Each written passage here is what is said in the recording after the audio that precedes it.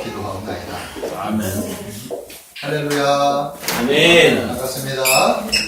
네, 명절들은 잘들 보내셨습니까? 아멘.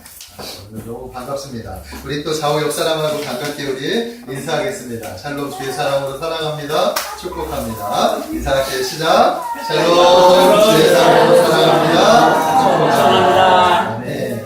우리 안 하신 분들을 향해서 또 인사할게요. 시작. 한 번 더. 샬롬 주의 사랑으로 사랑합니다. 축복합니다. 아멘. 주의 사랑으로 사랑하고 축복합니다.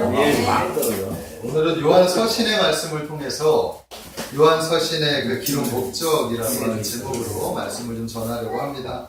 오늘도 말씀 가운데 성령의 풍성한 은혜가 우리 성도님들 심령 가운데 충만하게 임하시기를 주님의 이름으로 축복합니다. 아멘. 저는 얼마 전에 그 어린이 전도협회의 그 김건 목사님 아시죠? 우리 교회에 한번 말씀을 전하신 분, 아멘. 키 조그마시고 아멘. 열정적으로 말씀을 전하시는 분이 계시는데 계속해서 제가 교제를 나누는 분이십니다. 근데 그 목사님의 소개를 통해서 평택에 있는 평택 성결교회 거기에서 진행하는 요한 일서 세미나에 이렇게 참석을 하게 됐어요. 함께 같이 다니는 일이 있습니다. 그때 처음으로 그 서울신학교 교수님이었던 그 홍성철 교수님, 이 교수님을 거기서 이제 만나게 됐죠. 연세가 지금 지극히 연세가 있으셔서 교수직은 이제 정년 은퇴를 퇴임을 하시고 이제 목사님으로서 또 하나님이 주신 그 달란트를 가지고 말씀을 깊이 연구해서 그것을 이제 보고하고 강의하시는 그런 사역을 하게 하시는데 요한 일서에 대한 세미나를 거기서 처음으로 듣게 된 겁니다. 이제 교수님이라서 이 말씀이 되게 깊이가 있는 거예요. 메시지는 어떤 파워적인 메시지가 있는 것은 아니었지만 되게 잔잔하면서 그리고 말씀이 아주 심도 있고 아주 깊이 있는 말씀으로 요한 일서, 요한 서신에 대해서 이렇게 마치 논문 발표하시듯 이렇게 설명을 잘 해주시는데 그때 제가 요한 그 서신의 메시지를 통해서 많은 은혜를 받게 되었습니다. 그리고 그분을 통해서 제가 요한 서신에 대한 관심을 갖게 된 거예요. 그전에는 복음서에만 관심이 있었어요. 사실은 복음이 가장 중요하기 때문에 복음서에 관심이 많이 있었는데 이제 제가 목회를 하다 보니까 우리 성도님들에게 복음을 전해준 거, 이 복음은 시작이란 말입니다. 시작. 그리고 이 복음을 통해서 거듭난 하나님의 자녀들이 이제 이 땅에서 어떻게 살아가야 하느냐. 즉 한마디로 말해서 신앙. 그죠? 우리가 어떻게 하면 믿음을 가지고 성숙한 신앙인의 삶으로 살아갈 수 있을까. 이것에 대한 그런 고민이 있었던 거예요. 근데 복음에만 관심이 있다가 이제 목회적인 관점으로 고민을 하게 되는데 어떻게 하면 우리 성도님들이 자신의 정체성을 알고 또 구별된 하나님의 자녀로 살아갈 수 있을까? 자, 어떻게 하면 성도들의 삶이 거룩해지고 믿음으로 성숙해질 수 있을까? 그죠? 이것은 결국 우리의 신앙의 삶이자 믿음의 삶이라고 할 수 있는데 이런 부분에서 제가 고민을 하고 있었던 거예요. 자, 그런데 요한서신의 강의를 듣던 중 이 책이야말로 우리 성도들이 꼭 알아야 할 내용들이 담겨져 있구나. 네? 이 성도들이 믿음의 사람들이, 그러니까 믿음을 통과한, 예수 그리스도를 통과한 하나님의 자녀들이 꼭 알아야 할 그런 메시지들이 이 안에 담겨져 있구나 하는 것들을 발견하게 된 거예요. 자, 그래서 저는 앞으로 요한서신서에 담겨져 있는 그런 메시지들을 중심으로 해가지고 우리가 알아야 할 말씀들을 찾아서 함께 은혜를 나누려고 합니다. 아멘. 왜냐하면 우리는 이미 복음을 통과했기 때문에. 아멘. 그래서 이제 우리가 이 땅에서 어떤 삶을 살아가야 하느냐? 믿음으로 살아가야 하니까. 믿음으로 어떻게 하면 성숙한 신앙의 삶을 살고, 또 교회 공동체에서 어떤 모습을 가지고 믿음의 공동체를 이루어야 하는지. 아주 서신서에 가서 그것이 담겨져 있습니다. 그 부분들을 잘 발췌해가지고 여러분들과 은혜를 나누기를 원합니다. 그래서 첫 번째로 오늘은 사도 요한이 이 요한 서신을 기록한 이 목적이 무엇인지, 이 목적만 알아도 얼마나 은혜가 되는지 몰라요. 그래서 이 목적에 대해서 여러분들과 은혜를 나누기를 원합니다. 자, 세상에는 다양한 책들이 있죠. 이 세상에 다양한 책이 많이 있는데 이 책들이 쓰여진 목적이 있다라는 것을 우리가 알 수 있습니다. 자, 저자는 자신의 책을 통해서 독자들에게 하고 싶은 말이 있어요. 이제 어떤 책이든지 저자는 그 저자의 기록한 그 책의 내용들이 있단 말이에요. 그 말이 결국 책을 기록한 목적이 되는 거예요. 자, 그래서 사람들은 독서를 하는데 가장 중요한 것이 뭐냐? 저자가 어떤 의도로 이 책을 기록했는지, 그리고 그 책을 통해서 무엇을 얘기하고 있는지, 그래서 이게 이제 책의 기록 목적인데 그 기록한 목적을 발견하는 것이 아주 독서하는데 매우 중요하다라고 말씀을 드릴 수가 있습니다.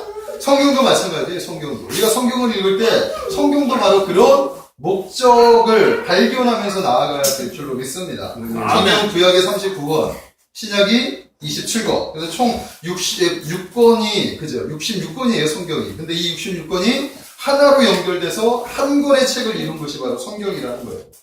이 66권의 책을 기록한 저자들은 성령의 영감을 받았어요.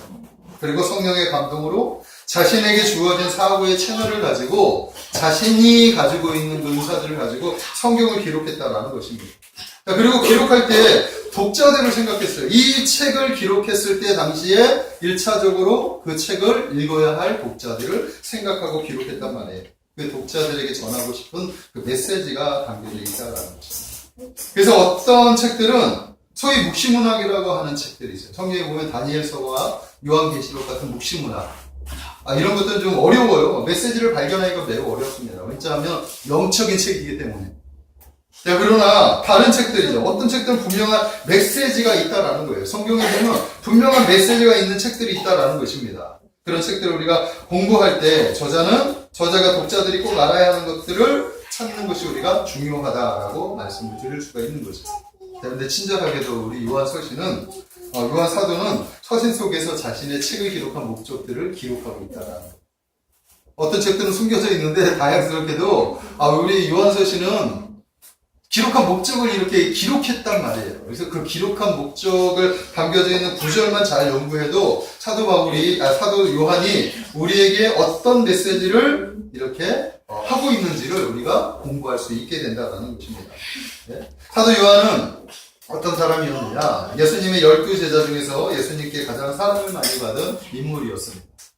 가장 어렵기 때문에 그럴 수도 있어요. 12제자 중에 가장 어렵기 때문에, 가장 나이가 적었기 때문에 그럴 수도 있고, 또 예수님의 사촌 동생이었기 때문에 그럴 수도 있습니다. 제가 오늘 공부하다가, 요한이 예수님의 사촌 동생이었구나, 라는 것을 알게 된 거예요. 요한복음 19장 25절의 말씀에 보면 이런 말씀이 있어요. 예수의 십자가 곁에는 그 어머니와 이모와 글로바의 아내 마리아와 막달라 마리아가 섰는지라. 그러니까 예수님께서 십자가상에 달려 돌아가실 때 누가 있었느냐? 그의 어머니가 누구죠? 마리아. 그리고 예수님의 이모가 있었어요. 그리고 글로바의 아내 마리아와 막달라 마리아가 섰다라고 하는데 이 이모가 누구냐? 바로 사도 요한의 어머니 살로메가 되입니다. 그러니까 마리아와 그 살로메는 어떤 관계? 형제 자매 관계죠, 자매 관계. 그러니까 예수님과 그 사도 요한은 어떤 관계죠? 그러니까 친척 관계, 사촌 동생이 되는 거예요. 이해가 되십니까? 아멘. 그런 관계 때문에 예수님께서 특별히 더 사랑했을 수도 있다라는 것입니다. 또 어떤 게 있냐면 가장 큰 사명을 받았기 때문에 그럴 수도 있겠다라는 것. 사도 요한이 맡겨진 짐이 아주 크기 때문이라는 것이죠. 예수님은 특별히 사도 요한에게 자신의 어머니를 맡깁니다. 그래서 성경을 보면 예수님께서 십자가에서 운명하시기 전에 요한에게 마리아, 자신의 어머님을 이렇게 맡기는 장면이 나옵니다. 요한복음 19장 26절에 보면 이런 말씀이 있어요. 예수께서 자기 어머니와 사랑하시는 제자가 곁에 서 있는 것을 보시고 자기 어머니께 말씀하시되 여자여 보소서 아들이니이다 하시고 또 그 제자에게 이르시되 보라 네 어머니라. 이렇게 그때부터 그 제자가 자기 집에 그 어머니를 모셨다. 이런 기록이 성경에 기록하고 있습니다. 아멘. 자, 이 이후 요한이 어떻게 했느냐? 예수님의 어머니 마리아를 자신의 어머니처럼 아주 지극히, 아주 극진하게 이렇게 모시게 되는 거예요. 그래서 다른 사도들은 예수님께서 십자가에 달려 돌아가시고 부활하시고 승천하신 이후에 성령을 받고 난 사도들은 어떻게 하느냐? 다 자신의 사역의 길을 떠났어요. 그래서 성경에 보면 다양한 사역의 길이 열리게 있는데 그 다음부터 이 요한의 기록이 없는 거죠. 성경에 보면 요한의 기록이 별로 없어요. 묵묵히 예수님께서 맡겨주신 그 일, 마리아, 어머니를 돌보는 일에 이렇게 집중을 했기 때문이라는 것입니다. 자, 그런데 그 결과 어떤 일이 일어나느냐? 그는 사역의 뒤편에서 복음을 깨뜨려오는 안목이 생겼어요. 그래서 마테마가 누가 이 복음서가 기록하고 난 다음에 이 복음서에 빠져있는 내용들이 있구나. 그리고 이 복음서를 아주 신학적으로 잘 이렇게 정립해서 복음서를 새로 통합적으로 아우르는 그런 복음서를 기록하는데 이게 바로 요한복음이 되는 거예요. 아멘? 그래서 복음서, 네 복음서를 이렇게 읽다 보면 요한복음서를 보면 상당히 신학적이고 상당히 영적이고 상당히 해석이 그 안에 많이 깊이 깔려있는 것을 우리가 볼 수 있다는 거죠. 아멘. 자, 그리고 다른 제자들은 다 순교할 때 끝까지 살아남아서 성경의 마지막 책, 바로 요한계시록을 기록할 수 있게 되었다라는 것입니다. 그리고 그 책 사이에 요한복음과 계시록 사이에 서신서를 기록했죠. 요한서신 1, 2, 3서를 기록하면서 이 책은 당시에 믿음의 사람들에게 전하는 요한의 메시지를 담고 있다라는 것입니다. 자, 그렇다면 사도 요한은 믿음의 사람들에게 무엇을 전하고 싶었겠느냐 하는 것입니다. 네? 바로 오늘 그것을 우리가 좀 알고 싶다라는 거예요. 그래서 오늘은 그 주제로 우리가 꼭 알아야 할 사도 요한의 메시지, 그 목적, 기록한 목적이 결국 메시지가 되는 거예요. 그 메시지를 이 시간 한번 몇 가지만 살펴보려고 합니다. 아멘? 아멘. 자, 첫 번째는 뭐냐 하면, 첫 번째는 오늘의 본문의 말씀이에요. 요한일서 1장 4절의 말씀에 보니까, 우리가 이것을 쓰면 우리의 기쁨이 충만하게 하려 합니다. 아멘? 그래서 이 목적이 뭐냐? 첫째, 성도들에게 충만한 기쁨을 주기 위해서, 이 책을 기록했다라는 것입니다. 자, 포스트 모던 시대인 오늘은 느낌을 중요하게 생각을 합니다. 그래서 남녀노소 막론하고 누구를 막론하고 느낌에 근거한, 느낌이 뭐예요? 자신의 감정, 자신의 느낌, 자신이 받아들이는 어떤 그런 감정들의 근거로 해서 어떤 기쁨을 참고 또한 그 기쁨을 찾으면 거기에 이렇게 몰두하는 특성이 있다는 것이죠. 특히 젊은이들은 잠시도 지루한 것을 참지 못해요. 그래서 즐거움을 찾아서 가만히 있질 않죠. 지금 요 시대 사람들은 가만히 있질 않아요. 네? 뭔가 책을 보지 않으면, 인터넷을 하지 않으면, 핸드폰을 보지 않으면, 이 통화를 하지 않으면, 뭐 다양한 일들을 계속해서 끊임없이 일을 하는 것이 요즘 청년들의 모습이라는 거예요. 그래서 얼마나 많이 그 기쁨을, 그러니까 지루하지 않게 살기 위해서 얼마나 많은 노력을 하고 있는지 모릅니다. 자, 그러나 세상에서 찾는 모든 기쁨은 충만한 것이 되지 못해요. 일시적으로 잠시의 기쁨을 우리에게 줄 수는 있지만 충만하게 영원토록 지속적으로 우리에게 기쁨을 주지는 못한다라는 것을 우리가 알아야 되는 것입니다. 아멘. 자, 그러나 성경이 주는 기쁨은 어떤 기쁨이냐? 충만한 기쁨이에요. 충만한 기쁨. 아멘? 믿음의 사람들에게 하나님께서 부어주시는 이 기쁨은 충만한 기쁨이에요. 그런 기쁨이 얼마나 중요한지 요한이 서신을 통해서 가장 먼저 기록한 것이 바로 우리들에게 충만한 기쁨이 있다. 이 충만한 기쁨을 위해서 이 서신서를 기록하고 있다라는 것입니다. 아멘. 오늘 본문에 보니까 우리가 이것을 쓰면 여기서 우리는 누구냐면 사도들을 가리키는 거예요.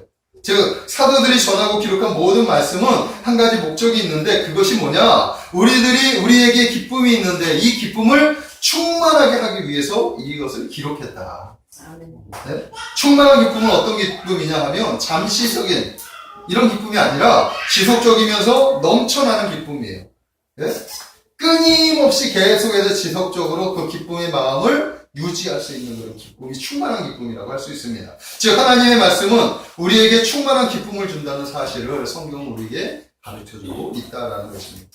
이 사실을 믿으시기 바랍니다. 아멘. 그래서 성령 충만한 성도는 성령 안에서 우리가 충만한 기쁨을 누릴 수가 있게 되는 거예요. 아멘. 어떤 믿음의 사람이 한 회사에 이사회가 열렸어요. 그래서 이사회에 참석한 일이 있었습니다. 근데 거기에 모인 사람들이 여러 가지 이야기들을 막 하는데 그 이야기를 듣고 나서 주님께서 이 사업체를 별로 기뻐하지 않으시는구나 하는 것을 깨닫게 된 거예요. 그 이유가 무엇인가 했더니 모인 사람들의 대화가 모두 다 어두운 미래에 대해서만 이야기를 하는 거죠. 이야기를 하고 있는데 이 이야기들이 자꾸만 좀 불미스러운 이야기, 어두운 이야기들 이런 이야기들을 하는 거예요. 그래서 이 사람이 그 믿음의 사람이 사람들에게 이렇게 물어봤습니다. 여기 모인 사람들, 여러분들은 최근에 여러분들은 어떤 책들을 이렇게 보았습니까? 여러분들이 본 책이 무엇입니까? 이렇게 물어본 거예요. 왜냐하면 무엇에 영향을 받았기에 왜 이렇게 어두운 이야기를 하느냐 이것을 지금 질문하는 거죠. 그때 사람들이 대답하기를 나는 무슨 잡지를 보았습니다. 나는 어떤 신문을 보았습니다. 무슨 소설을 보았습니다. 그 세상에 이제 이런 것들을 봤다라고 이야기를 하는 거죠. 그때 그 사람이 말하기를 여러분들은 잘못된 책들만 읽어봤군요. 우리의 마음속에 환경에 구애됨이 없이 항상 기쁨을 불어 넣어주는 책은 우리 하나님의 말씀밖에 없습니다. 네. 하면서 그들에게 하나님의 말씀을 읽으라고 보내주었다라는 것입니다. 아멘. 오직 하나님의 말씀만이 우리에게 충만한 기쁨을 준다라는 사실을 믿으시기 바랍니다. 아멘. 세상의 문화와 세상의 언론 그리고 즐거움을 주는 다양한 프로들이 있죠. 그것들이 우리에게 필요하긴 해요. 네? 그런 즐거움도 우리에게 필요하단 말입니다. 하지만 하나님이 말씀이 배제된 그 모든 것들은 우리에게 기쁨을 주는 것 같지만 결과적으로 우리의 영을 죽이는 역할을 한다는 사실을 우리가 알아야 되는 거예요. 잠시의 기쁨은 계속해서 그 기쁨을 찾게 되는데 그것은 우리를 죽이는 역할을 한다라는 거예요. 그러므로 우리는 그 두 가지를 잘 균형 있게 누려야 하는 것이죠.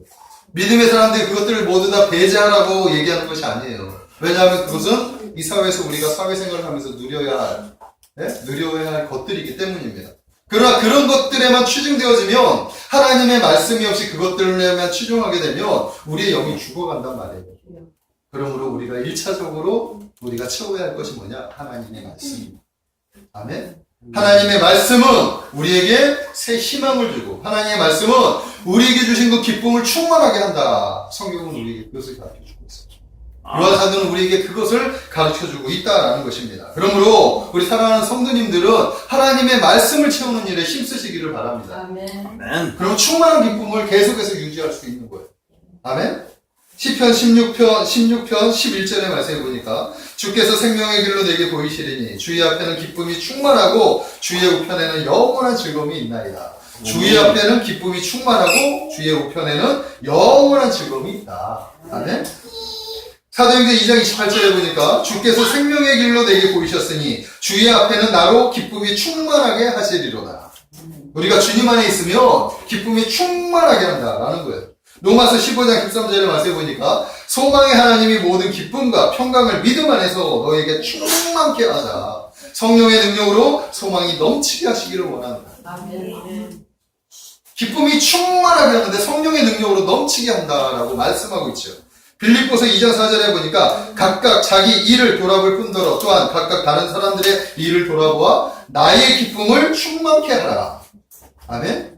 아멘. 이게 그리스도인들의 그 충만한 기쁨이라를 성경은 이야기를 하고 있습니다. 하나님의 뜻은 어디에 있느냐?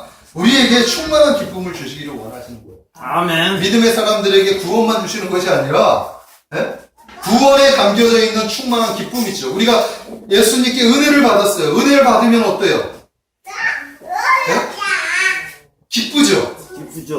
기쁘단 말이에요. 근데 그 기쁨이 일시적으로 끝나는 것이 아니라 그 기쁨을 계속해서 유지하기를 원하신다는 것입니다. 아멘. 그 유지의 비결이 어디에 있느냐? 하나님의 말씀. 우리가. 아멘? 아멘. 지금 사도 요한은 우리에게 그것을 이야기를 하고 있다는 것입니다. 우리가 예수님을 믿으면 구원을 받는 것에서 끝나지 않아요. 구원받은 자녀들에게 하나님의 성령 안에서 충만한 기쁨을 주시는 것이다라는 것입니다. 그러므로 우리에게는 충만한 기쁨이 있다는 사실을 믿으시기 바랍니다. 아멘. 여러분들에게 충만한 기쁨을 누릴 자격이 있어요. 그리고 그 기쁨을 누려야 할 사명도 있는 거예요. 의무도 있는 거예요. 아멘. 아멘. 그래서 그 기쁨을 다른 사람들에게 나눌 수도 있어야 할 줄로 믿습니다. 아멘. 그렇다면 여러분들은 어떨 때 기쁩니까? 어떨 때 기쁜가요? 네? 사람마다 기쁨의 채널은 다르겠지만 우리가 살아오면서 여러 가지 기쁨을 경험했을 거예요. 네? 맨날 슬픔만 경험하지 않아요. 그죠? 기쁠 때도 있어요. 아멘. 네. 뒤돌아보면 내가 이럴 때 기뻤다. 근데 우리 삶에 그런 기쁨들이 계속해서 나타난다고 한다면 얼마나 행복하겠느냐 하는 거죠. 일시적인 기쁨이 아니라 그런 기쁨의 일들이 주렁주렁 열매를 거둔다면 얼마나 기쁘냐 하는 거예요. 아멘. 저는 최근에 여러 가지 기쁨을 누린 게 있어요. 한 번은 이제 어떤 일이 있었느냐. 얼마 전에 목회자 그 축구 클럽이 있었습니다. 제가 축구하는 거 아시죠?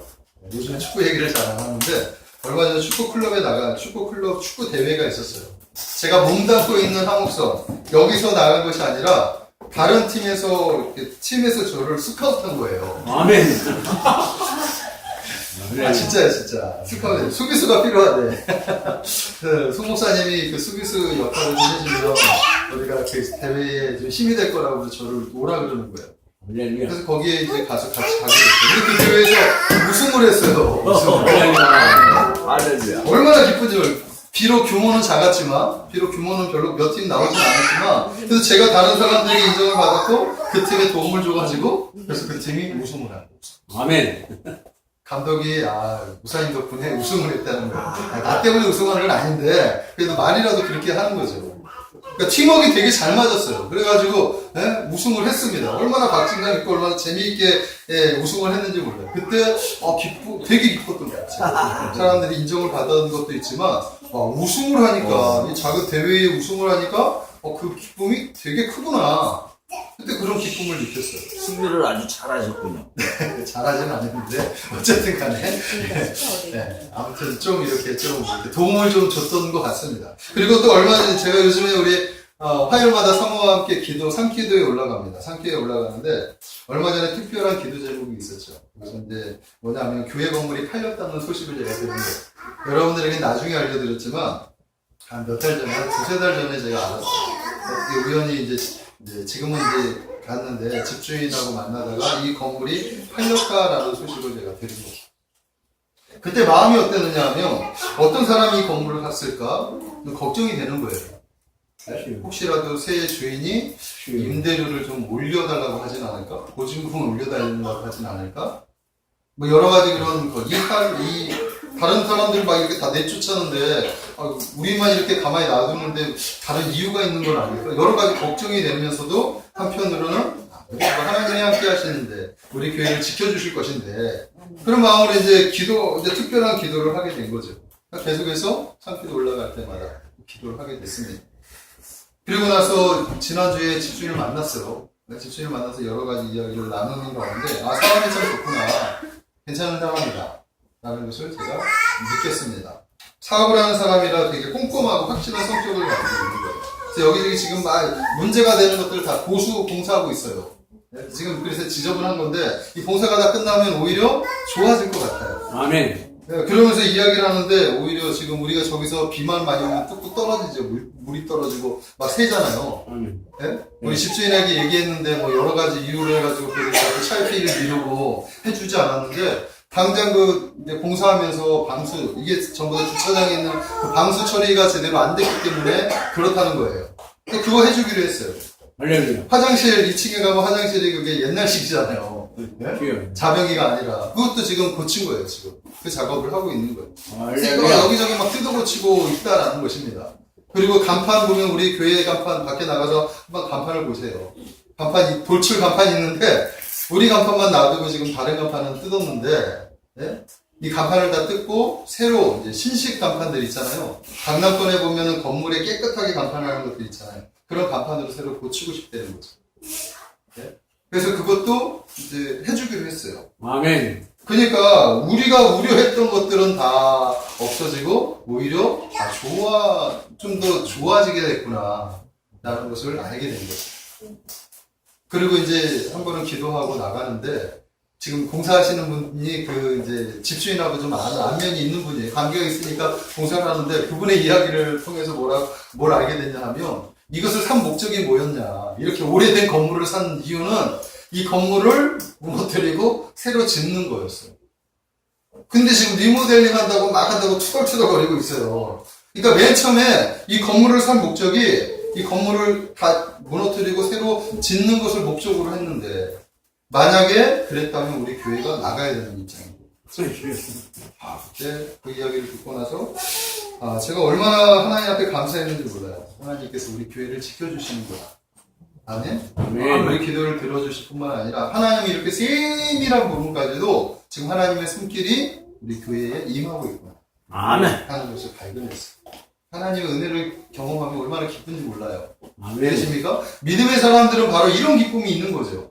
아멘? 저는 여러분들의 삶 속에 이런 기쁨이 충만하게 되기를 주님의 이름으로 축복합니다. 아멘. 그리고 또 기쁜 일이 있었는데, 그저께요, 금요일날, 우리 금요 철야 이제 기도회가 다 끝나고 나서, 이제 우연히 제가 저 앰프 마이크를 끈다고 이렇게 껐어요. 그랬더니 우리 성경이가 갑자기 딱 달려오더니 제 엉덩이를 꽉 껴안고 우리 아빠 이러는 거예요. 요즘 성경이가 이렇게 기쁨을 주는데, 그때 딱 안으면서 우리 아빠, 이제 말을 요즘에 하나씩 듣는데 우리 아빠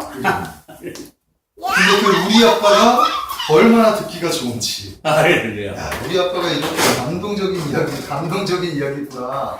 근데 처음 알았어, 처음 알았어.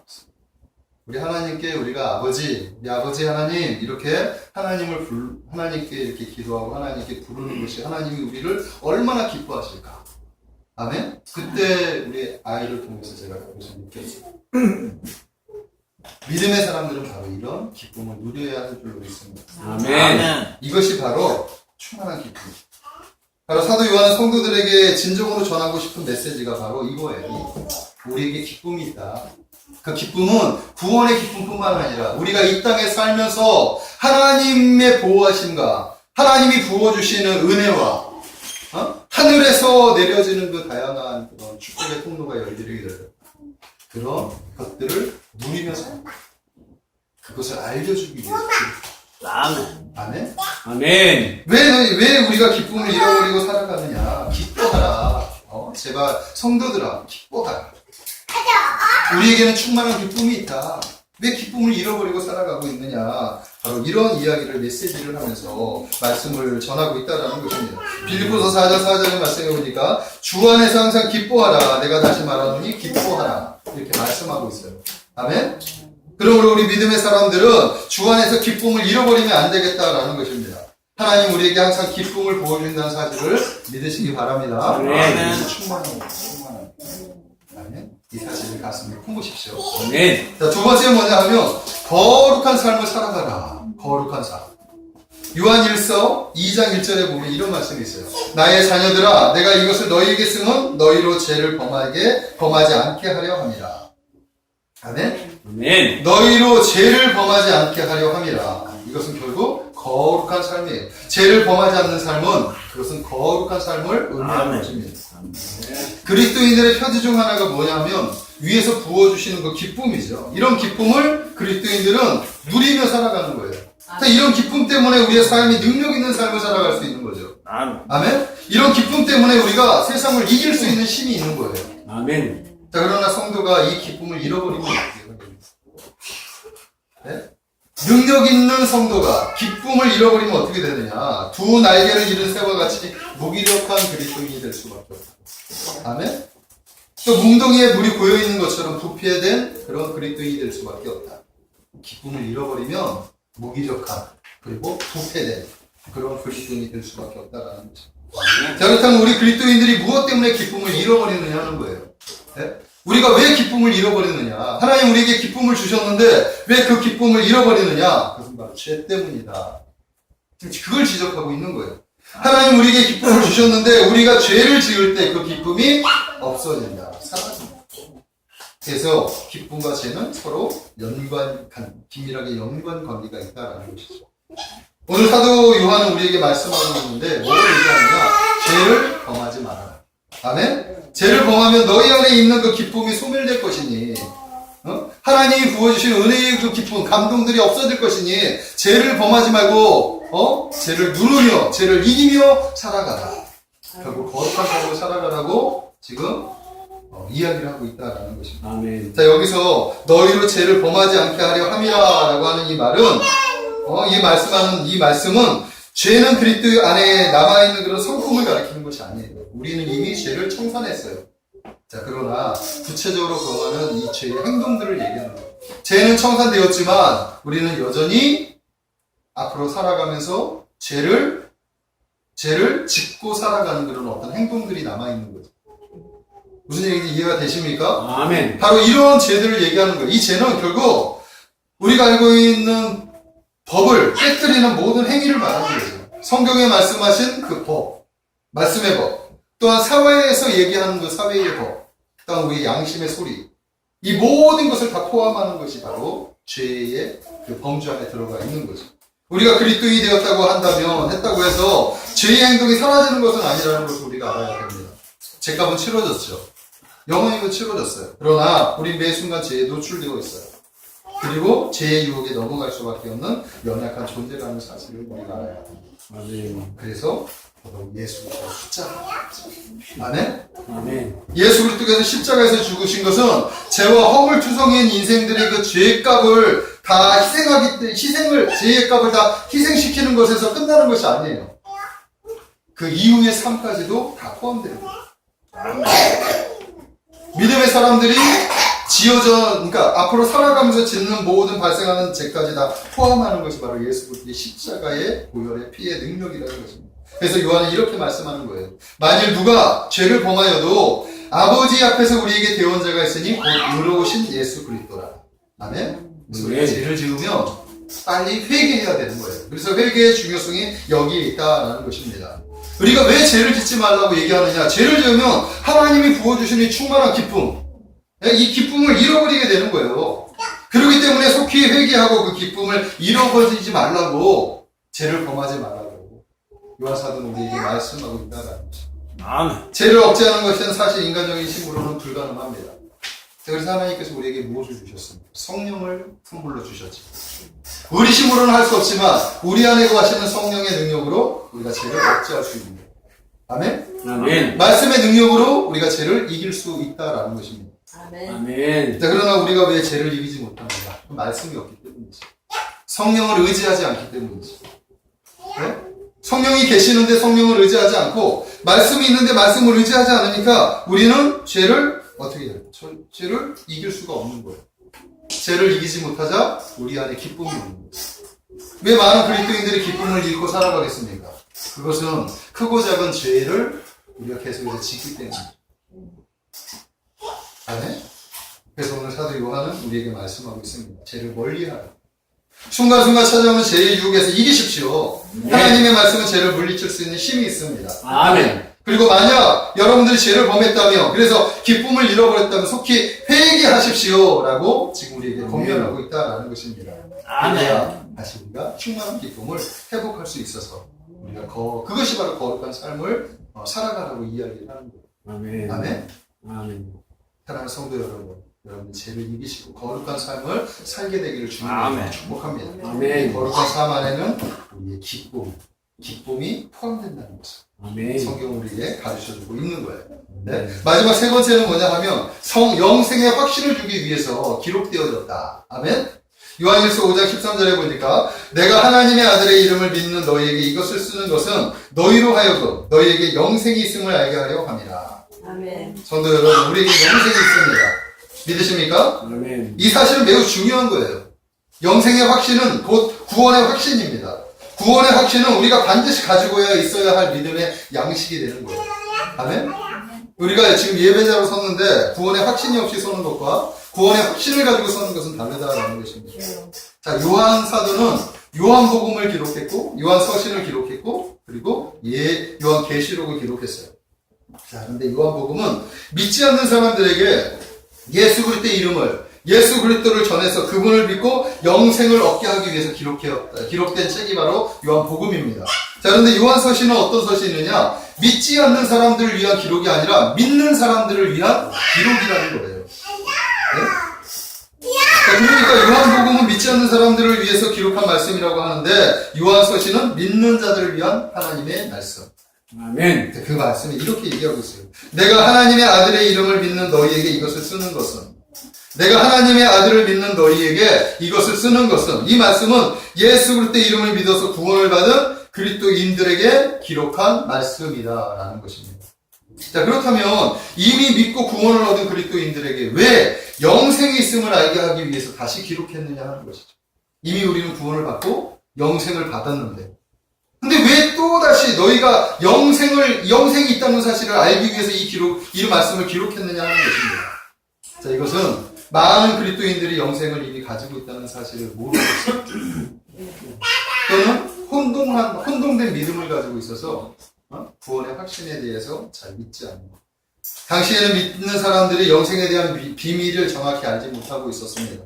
거짓 선지자의 영향을 받기도 했고 또한 유대인들의 영향을 받았어요. 그래서 예수 그리스도만 믿는다고 해가지고 어떻게 우리가 구원을 받을 수 있느냐? 우리가 할례를 받아야 돼. 할례 의식을 행해야 된다. 율법을 지켜야 된다. 음식법 먹지 말라고 하는 것들은 먹지 말아야 된다. 뭐 여러 가지 이렇게 첨부가 있어요. 첨부. 네? 지금도 우리 기독교 외에 다른 그 이단들의 특징들이 바로 그런 것들이지. 근데 구원은 오직 예수 그리스도를 믿는 믿음으로 이루어진다는 사실을 믿으시기 바랍니다. 아멘. 그러니까 많은 사람들이 이런 혼동된 믿음 때문에 구원에 대한 확신, 영생에 대한 확신이 없는 거예요. 혼동된 이 믿음을 가진 사람들은 이렇게 생각해요. 그래도 내가 예수님을 믿으면 구원을 받지만 그래도 내가 좀 뭔가를 좀 해야지 구원을 받는 거 아니야? 이런 생각을 하는 거예요. 그러니까 자신이 뭔가를 좀 해야 구원을 받는다는 생각을 가지고 있는 거예요. 또 구원받는다는 것은 지금이 아니라 우리의 사후의 문제인데 내가 지금 구원을 받았다는 것을 어떻게 알 수 있어? 라고 생각하는 사람들도 있다라는 것입니다. 그러니까 미래에 대한 확신이 없는 거죠. 네? 믿음이 없는 거죠. 그리고 또 어떤 사람들은 내가 믿음이 없는데, 그러니까 거룩한 삶을 살지 못하고 있으니까 내가 믿음이 없는데 어떻게 내가 구원을 받은지 어떻게 알 수 있겠어? 많은 사람들이 이런 이야기들을 해요. 예수님을 믿는다고 하는 믿음의 사람들 중에서도 자신의 믿음의 확신을 가지고 있지 못한 사람들이 있다라는 것입니다. 이런 믿음, 모든 의심들은 하나님의 말씀을 있는 그대로 받아들이지 않았기 때문에 나타나는 현상들이에요. 아멘. 이런 사람들에게 영생의 확신이 있을 수가 없는 거죠. 아멘? 왜냐하면 이런 믿음은 진정한 믿음이 아니기 때문에. 제가 신앙이 좀 이렇게 자라서, 신앙이 이렇게 굳건하게 자란 성장한 배우에는 믿음의 이 통로가, 믿음의 확신에 대한 통로가 있었던 거예요. 20몇 년 동안 믿음에 대한 확신이 없었어요. 그러다가 어느 순간 믿음에 대한 그 구원의 확신을 알게 됐는데, 그것은 어디부터 출발되었느냐 하면 한 질문에 의해서 출발한 거예요. 우리 사모님과 제가 이제 기도산에 이제 작정 기도를 하러 올라가는데, 믿음에 대해 구원의 확신이 있니? 라고 물어봤을 때 제가 아무 대답을 하지 못했어요. 신앙생활을 20년 이상이나 했는데도 불구하고 예수님을 믿으면 구원을 받는다는 사실을 알고 있었음에도 불구하고 제가 그 얘기를 정확하게 내가 확실한 구원을 받았습니다 라고 이야기를 하지 못했다라는 거예요. 자, 그러나 그 질문이 나를 변화시킵니다. 아멘. 그래서 이 믿음의 확신, 여러분들이 가지고 있는 구원의 확신, 영생의 확신에 대해서는 질문이 필요하다라는 것입니다. 아멘. 지금 제가 여러분들에게 질문하겠습니다. 여러분들은 구원의 확신이 있습니까? 아멘. 자, 여러분들은 영생의 확신이 있습니까? 아멘. 네? 지금 대답하시는 분들도 계시고 대답하지 못하는 분들도 있어요.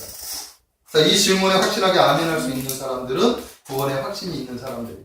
아멘. 자, 그러나 이 질문에 확실하게 내가 대답을 하지 못한다.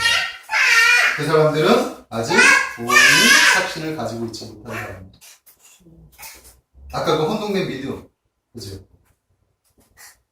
혼동된 그 지식 때문에 아직 예수 그리스도를 믿는 믿음이 지금 부족합니다. 그런 사람은 다시 한번 예수 그리스도의 이름으로 믿음으로 나와야 할 줄로 믿습니다. 아멘. 자, 예수 그리스도의 이름을 믿는 믿음은 매우 중요하다라는 것입니다. 성경은 계속해서 그 이야기를 우리에게 하고 있어요. 내가 하나님의 아들의 이름을 믿는 너희에게 지금 영생의 확신을 주는 사람들은 어떤 사람들이냐? 하나님의 아들을 믿는 사람들이다 라고 지금 성경은 말씀하고 있죠. 요한복음 1장 12절에는 영접하는 자, 곧 그 이름을 믿는 자들에게는 하나님의 자녀가 되는 권세를 주셨으니. 아멘. 사도행전 4장 12절, 다른 이로서는 구원을 얻을 수 없나니 천하 사람 중에 구원을 받을 만한 다른 이름을 우리에게 주신 일이 없습니다. 아멘. 주 예수를 믿으라. 그리하면 너와 내 집이 구원을 받으리라. 아멘. 우리의 구원은 예수 그리스도, 그분의 이름을 믿는 사람들에게 주어집니다. 아멘? 저는 여러분들이 이 믿음을 정확하게 알기를 원합니다. 그리고 구원의 확신, 영생의 확신이 있다는 사실을 분명히 믿으시기를 주님의 이름으로 축복합니다. 아멘. 이것이 바로 그의 목적입니다. 자, 말씀을 정리하겠습니다. 자, 오늘날 많은 그리스도인들이 그리스도인답지 못해. 네. 우리를 포함해서. 우리도 마찬가지예요. 우리도 참다운 그리스도인의 모습은 아니잖아요. 예배는 드리지만 저를 포함해서 우리 모두는 참다운 그리스도인이라고 할 수 없습니다. 그 이유가 뭐냐? 진정한 그리스도인이 되지 못했기 때문입니다. 너무나 막연한 신앙을 가지고 있기 때문에 삶 또한 막연할 수밖에 없어요. 그리고 의식을 깨는 것이 얼마나 중요한지 성경은 우리에게 가르쳐주고 있습니다. 그래서 능력 있는 삶을 살아갈 수 없고 예배자로 살지만 세상 사람들과 별반 다르지 않게 살아간다라는 것입니다. 그래서 우리에게 필요한 것이 뭐냐? 하나님의 말씀입니다. 아멘. 구원을 받은 하나님의 자녀들이 정말로 필요한 게 뭐냐? 하나님의 말씀. 이 구원을 유지하면서 참다운 그리스도인으로 성장하며 성숙되어져야 할 수 있는 그 비결이 말씀이라는 거예요. 하나님의 말씀 우리를 새롭게 합니다. 믿으십니까? 아멘. 우리가 깨닫고 붙잡아야 할 것들을 알려준다라는 것입니다. 오늘 요한 사도는 이 시대의 믿음의 사람들이 믿음에 대한 혼동 때문에 온전히 누려야 할 것들을 누리지 못함을 지적하면서 우리에게 전하는 메시지가 있다는 것입니다. 아멘. 그것이 뭐냐? 세 가지죠. 너에게는 충만한 기쁨이 있다. 거룩한 삶을 살아야 한다. 그러기 위해서 죄를 범하지 마라. 죄를 범하는 그 순간마다 우리에게 주는 그 기쁨이 사라지게 될 것이다. 아멘. 아멘. 그래서 거룩한 삶을 살아라. 마지막, 너에게는 영생이 있다. 그러므로 영생의 확신을 가지고 살아라. 아멘. 이 세 가지를 가슴에 품으십시오. 아멘. 사랑하는 성도님들, 이 세 가지를 가슴에 품으십시오. 아멘. 충만한 기쁨, 거룩한 삶, 그리고 영생의 확신. 아멘. 이 세 가지를 붙들고 살아가는 거룩한 성도님들, 이 시대를 변화시킬 참다운 믿음의 주인공이 될 거라고 저는 믿습니다. 기도하겠습니다. 사랑의 하나님, 우리는 그리스도인이면서도 아버지 안에 진정한 그리스도인이 되지 못한 것은